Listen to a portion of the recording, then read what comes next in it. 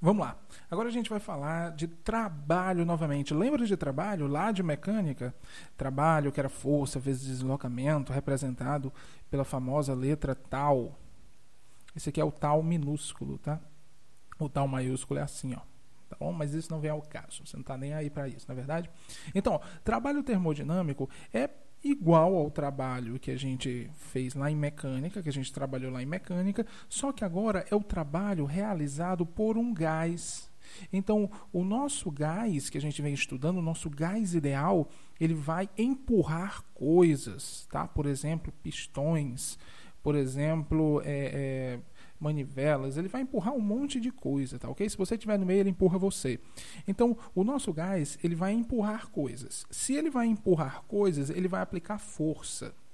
Se ele vai aplicar força, é possível que ele gere deslocamento. Se ele gera deslocamento, ele vai realizar trabalho, porque ele vai transferir energia, caras. Então, tudo está conectado. Tá bom? Então, eu coloquei aqui uma definição de trabalho para você lembrar melhor, tá? Porque talvez você tenha esquecido, que faz um tempo que nós vimos, que é o seguinte: trabalho é uma medida da energia transferida a um sistema, tá bom? Da mesma forma que calor, ele é energia em trânsito e está relacionado à transferência de energia, trabalho também está relacionado. Só que transferir energia na forma de trabalho é diferente de transferir energia na forma de calor, tá? Porque no trabalho eu não preciso ter diferenças de temperatura, tudo bem? Então, olha só, para refrescar sua memória, eu trouxe aqui a fórmula como a gente usava lá na mecânica. Lá na mecânica, trabalho era força vezes deslocamento. Não é verdade? Só que a gente só podia usar essa fórmula quando a força ela era totalmente horizontal, ou seja, totalmente paralela ao deslocamento sofrido pelo bloquinho. Tá? E outra coisa é que essa força era constante. Então, isso aqui, ó, CTE, é a abreviação de constante, que eu estou com preguiça de escrever, tá bom? Então, força era constante.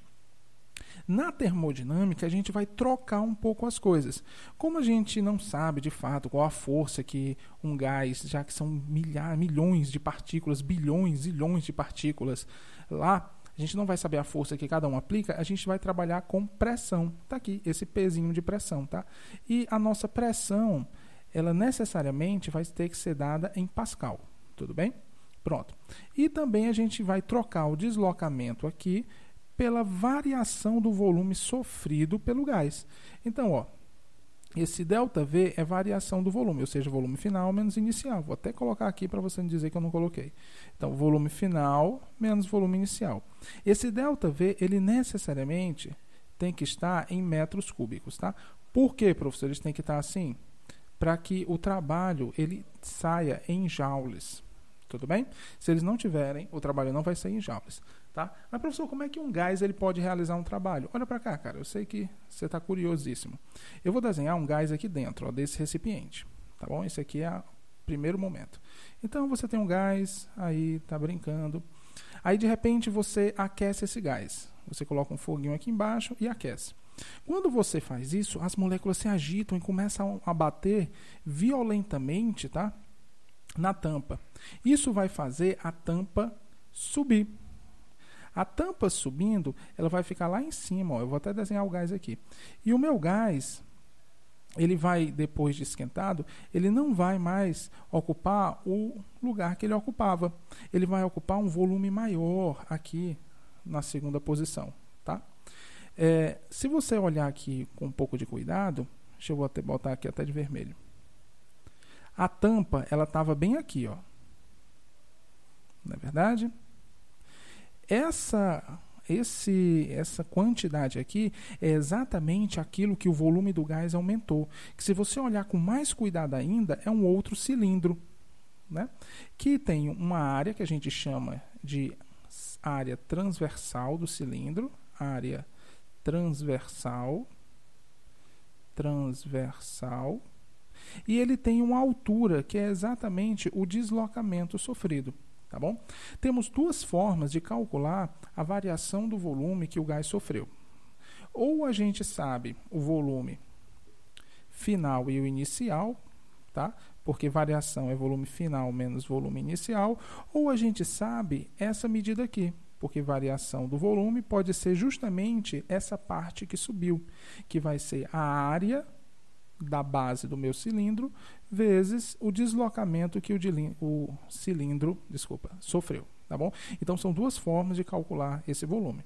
Professor, esse trabalho aqui foi realizado pelo gás, não é verdade? Sim, foi realizado pelo gás. E ele tem alguma diferença, no caso, se eu empurrasse essa tampa de cima para baixo? Teria. Primeiro, quando o trabalho é realizado pelo gás, tá? Quando o trabalho é realizado pelo gás, nós temos aí um trabalho maior que zero. Tá? Esse trabalho significa que foi injetada energia no sistema e o sistema devolveu essa energia para o meio externo. Tá? Quando a gente empurra o êmbolo na parte externa, tendo um gás aqui dentro, nós vamos estar injetando energia no sistema. E o volume, ao invés de aumentar, ele vai diminuir. Se você olhar, ó, a tampa estava lá em cima e agora a tampa ela está aqui embaixo. Tá? Esse volume aqui ele foi perdido, mas é também o nosso ΔV. Nesse caso, a nossa variação do volume ela é negativa. Tá? E o trabalho ele não é mais um trabalho realizado pelo gás, mas um trabalho realizado sobre o gás. E por isso é um trabalho negativo. Vou botar aqui, trabalho realizado sobre o gás. Tá, ok?